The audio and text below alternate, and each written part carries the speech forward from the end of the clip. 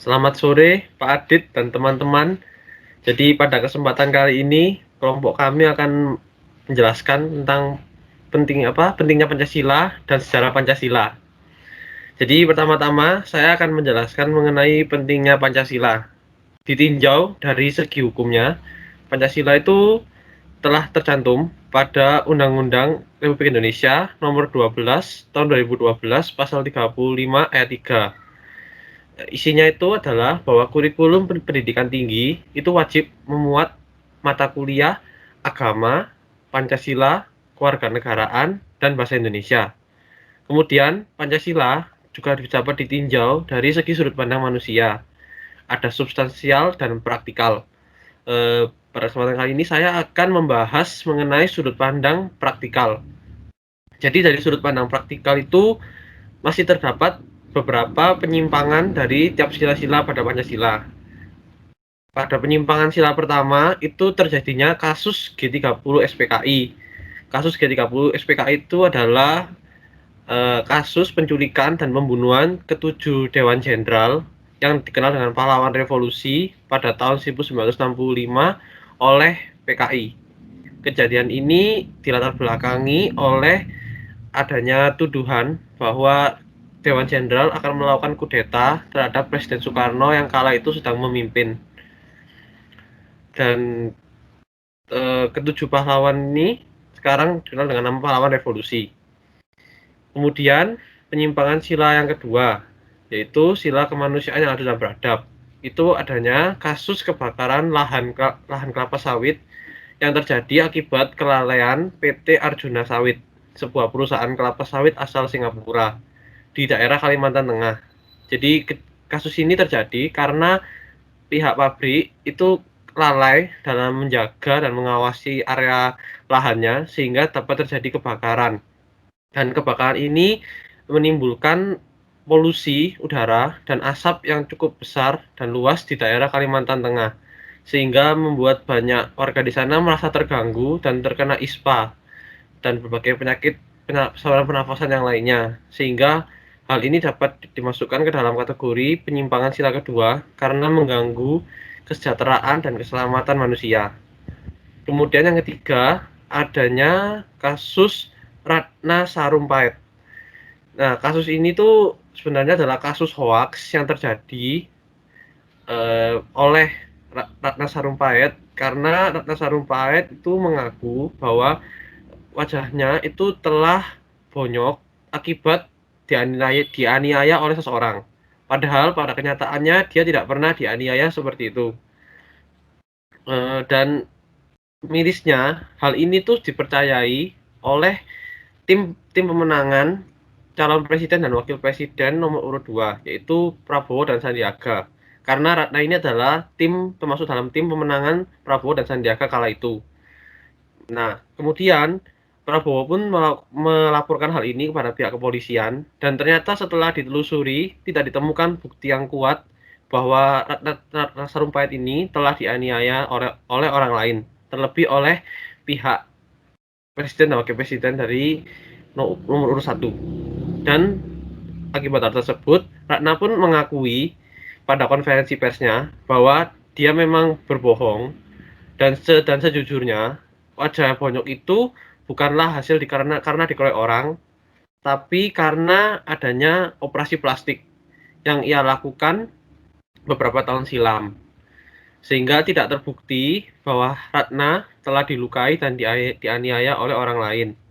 Oleh karena itu, Ratna dan Prabowo, Sandiaga, serta tim pemenangannya pun meminta maaf sebesar-besarnya melalui konferensi pers akibat telah menyebarkan berita bohong yang meresahkan dan menyusahkan untuk rakyat Indonesia. Sehingga kasus ini bisa digolongkan sebagai pelanggaran dari sila ketiga, yaitu persatuan Indonesia.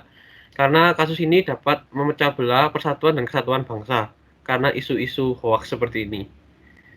Kemudian adanya penyimpangan dari sila yang keempat, yaitu kerakyatan yang dipimpin oleh hikmat dalam kebijaksanaan musyawaratan setiap perwakilan. Ini terjadi pada kasus Denny Siregar. yang datanya dibocorkan dan disebarkan secara luas kepada media sosial melalui akun @opposite6891 dan Denny Siregar pun yang mengetahui hal tersebut segera melaporkannya kepada pihak Telkomsel karena diduga kebocoran data ini itu berasal dari pihak Telkomsel. Dan pihak Telkomsel pun segera mengonfirmasi laporan tersebut dan melaporkannya kepada pihak berwajib.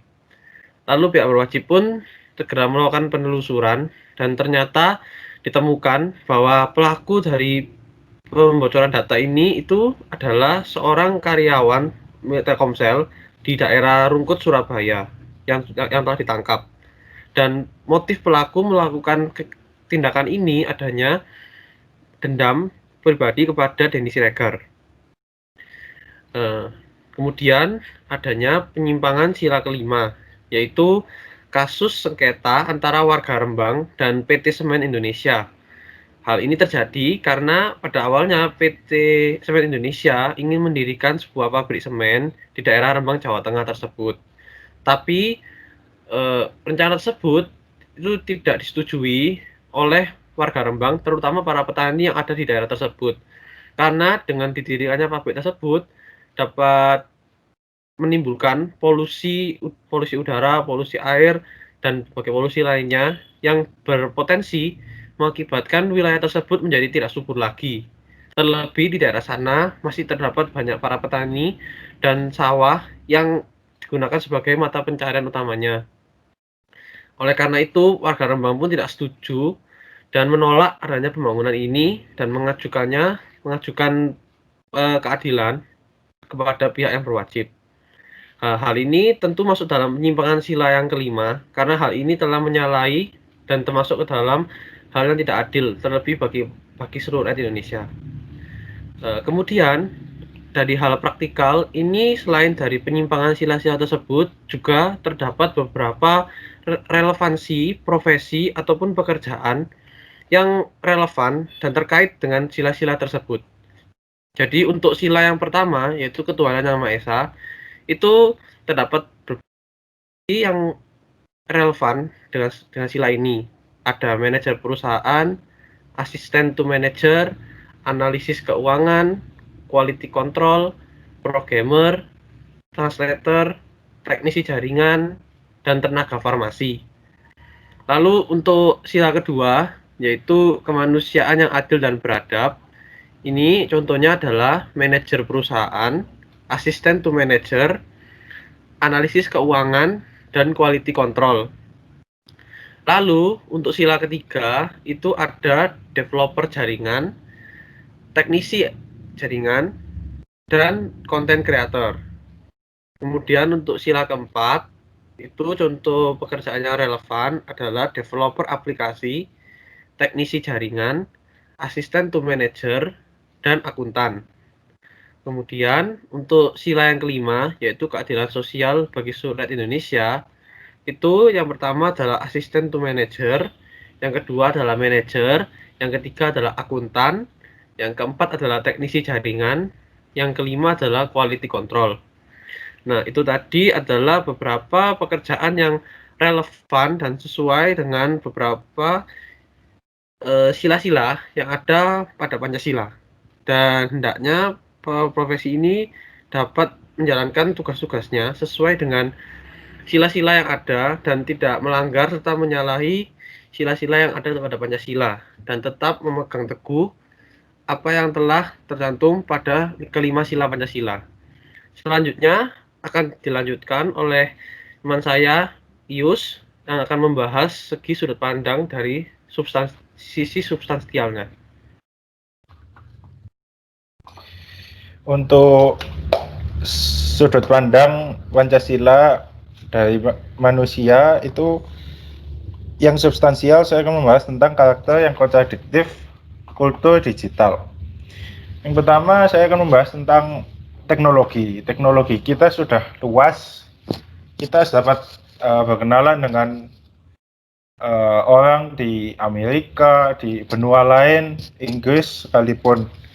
Nah, dari sini kita dapat menyimpulkan kita dapat mendapat banyak informasi, dapat bergaul dengan orang lain juga, bertemu dengan mungkin yang profesinya bisa jadi akuntan atau profesi apa saja yang ada di luar negeri. Nah, dari situ kita dapat standar kita terhadap suatu hal mungkin dapat berubah. Dari sana kita yang harus menjaga diri dengan Pancasila ini, karena kalau kita terus-terusan ikut dengan orang lain, mungkin standar kita terhadap suatu hal bisa jauh dari Pancasila. Yang kedua, emosi, karakter emosi. Emosi kita terhadap suatu hal mungkin jika kita tidak berpikir kritis sesuai dengan Pancasila, emosi kita akan menjadi sangat subjektif. Sehingga kita sebaiknya mempelajari betul apa itu Pancasila. Pancasila ini sangat penting agar kita dapat berpikir tentang sesuatu secara objektif. Kemudian yang ketiga kita bahas dari sisi ekonomi. Kreativitas kita sekarang sudah sangat tinggi mungkin bisa dibilang, karena yaitu tadi kita dapat melihat suatu hal dari banyak sisi, dari banyak subjek yang mengamati, sehingga dari sana kreativitas manusia semakin meningkat, apalagi di sisi ekonomi. Banyak UMKM di Indonesia yang menjadi lahan untuk persaingan bisnis. Di sini kita sebagai makhluk ekonomi mengadakan atau mungkin terpaksa harus bersaing bisnis agar kita mendapat profit sehingga kita dapat hidup. Tapi dari sini juga kita tidak diimbangi dengan Pancasila, yaitu sila kelima yang berbunyi keadilan sosial. Nah, kita kalau bersaing bisnis tanpa ada Pancasila, mungkin kita akan terus-terusan berbisnis hanya untuk mendapatkan profit, sehingga mungkin saja persaingan itu menjadi lebih kotor yang seharusnya. Maka dari itu kita harus diimbangi dengan Pancasila yang sila kelima ini agar persaingan kita tetap sehat dan lebih etis dalam kehidupannya. Kemudian di substansial yang lain ada filosofis Grundslag. Ini adalah Pancasila yang adalah filosofi, filsafat, dan pikiran yang sedalam-dalamnya tentang negara Indonesia. Hal ini dikemukakan Muhammad Yamin pada perancangan Undang-Undang 1945 tersebut. Lalu yang ketiga, kita adalah manusia Indonesia. Ya, kita memang sebagai penerus bangsa, sebagai rakyat Indonesia, kita dipertemukan dengan teknologi ataupun hal-hal lain yang dapat merusak nilai-nilai kesatuan kita, lalu menyerang cara berpikir kritis kita. Nah, tapi dari sana kita tetap harus mengimbangi dengan Pancasila agar kita dapat hidup bernegara dan berbangsa di Indonesia ini.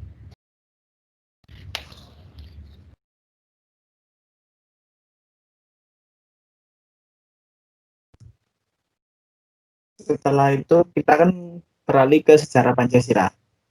Pancasila berasal dari kata panca yang berarti 5 dan sila yang berarti dasar atau asas. Dengan demikian Pancasila merupakan 5 dasar yang berisi pedoman atau aturan tentang tingkah laku yang penting dan baik. Pancasila dapat kita artikan sebagai 5 dasar yang dijadikan dasar negara serta pandangan hidup bangsa.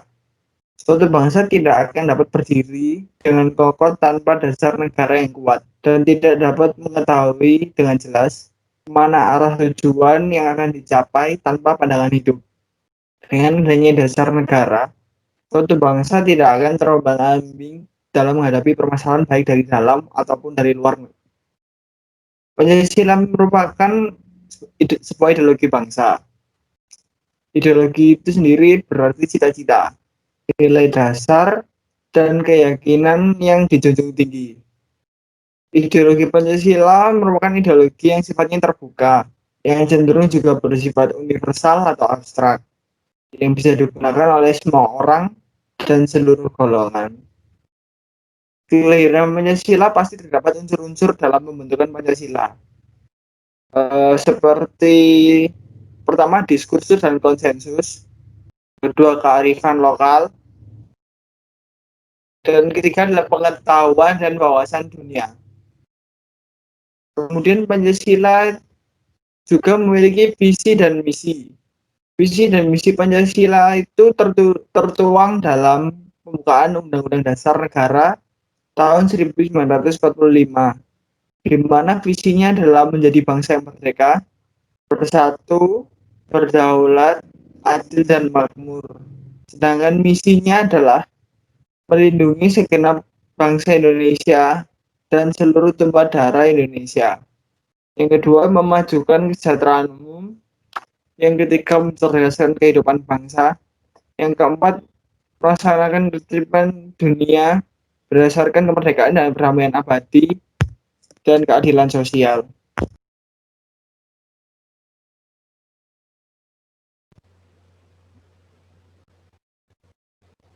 Lalu Pancasila ini bermula dari pidato Insinyur Soekarno tentang dasar negara. Pada 1 Juni 1945, Soekarno menyebut dalam pidato spontannya yang kemudian dikenal dengan judul lahirnya Pancasila.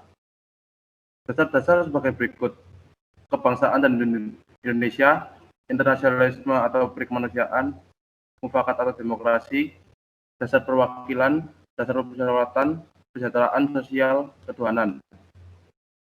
Nama Pancasila diucapkan oleh Soekarno dalam pidatonya pada tanggal 1 Juni itu. Lalu, didirikannya BPUPKI oleh pemerintahan Jepang. Jepang memberikan janji kemerdekaan kepada Indonesia. Dalam janji itu, Jepang mengusahakan untuk membentuk suatu organisasi persiapan kemerdekaan Indonesia. Tanggal 7 September 1944, pemerintah Jepang membentuk BPUPKI, dan pada tanggal 1 Maret 1945, usaha persiapan kemerdekaan Indonesia ini terlaksana. Nah, BPUPKI sendiri ini diketuai oleh Dr. Kanjeng Raden Tumenggung, Rajiman Wedadiningrat. Dalam pembukaan pidato kala itu, Dr. Rajiman antara lain mengajukan pertanyaan-pertanyaan kepada anggota-anggota sidang, terdiri dari 74 orang, 67 orang Indonesia, 7 orang Jepang. Dr. Rajiman Wedadiningrat bertanya, apa dasar negara Indonesia yang akan kita bentuk ini? Lalu sejumlah usulan pun disampaikan oleh para anggotanya. Misal, Muhammad Yamin.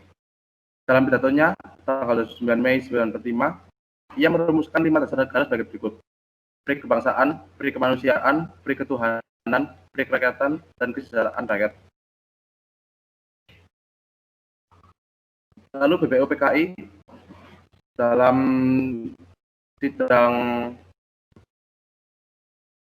beberapa kali sidang, BPUPKI membentuk sebuah panitia kecil, yaitu panitia 9. Nah, panitia 9 ini bertugas untuk merumuskan dasar-dasar negara Indonesia yang diketuai oleh Insinyur Soekarno.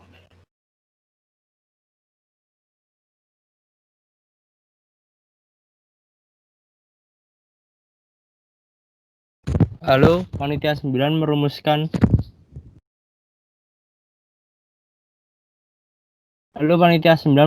rancangan undang-undang. Rencana mereka itu disetujui pada tanggal 22 Juni 1945, kemudian diberi nama Piagam Jakarta. Setelah rumusan Pancasila diterima sebagai dasar negara, secara resmi beberapa dokumen penetapannya ialah rumusan pertama Piagam Jakarta pada tanggal 22 Juni 1945. Rumusan kedua pembukaan Undang-Undang Dasar 1945 pada tanggal 18 Agustus 1945. Rumusan ketiga Mukadimah Konstitusi Republik Indonesia Serikat tanggal 27 Desember 1949. Rumusan keempat Mukadimah Undang-Undang Dasar Sementara pada tanggal 15 Agustus 1950. Setelah upacara kemerdekaan pada tanggal 17 Agustus 1945, ada beberapa utusan yang datang dari timur untuk menyampaikan keberatannya tentang bunyi sila pertama. Karena pada dulu kan bunyi sila pertama di Piagam Jakarta ketuhanan dengan kewajiban menjalankan syariat Islam bagi pemeluk-pemeluknya. Nah, kita tahu Indonesia penganut agamanya bukan hanya Islam saja. Maka para utusan tersebut menyampaikan keberatannya terkait bunyi sila pertama itu. Mereka datang dari Sulawesi, Nusa Tenggara, Kalimantan, dan Maluku. Lalu untuk menanggapi protes ini, diadakannya sidang PPKI pertama pada 18 Agustus 1945. Lalu Muhammad Hatta mengusulkan untuk mengubah kalimat pertama ketuhanan dengan kewajiban menjalankan syariat Islam bagi pemeluknya menjadi ketuhanan yang Maha Esa. Kemudian pengubahan kalimat itu dikonsultasikan dengan 4 tokoh Islam, yakni Kasman Singodimedjo, Wahid Hasyim, Ki Bagus Hadikusumo, dan Teuku M. Hasan. Semua tokoh Islam itu menyetujui kalimat tersebut. Alhasil pada 18 Agustus 1945, pada saat sidang PPKI pertama, dilakukannya penetapan rancangan pembukaan sekaligus batang tubuh Undang-Undang Dasar 1945, dan juga Pancasila ditetapkan sebagai dasar negara Indonesia. Kemudian setelah itu dikeluarkan Instruksi Presiden nomor 12 pada tahun 1968. Instruksi Presiden ini mengenai rumusan Pancasila yang berlaku sampai sekarang dan dipakai sampai hari ini. Relevansi dari materi dengan keadaan masyarakat sekarang, menurut kelompok kami, pada zaman sekarang ini masyarakat belum mengerti apa pentingnya Pancasila untuk kehidupannya. Padahal para leluhur kita merumuskan Pancasila dengan segitu susahnya.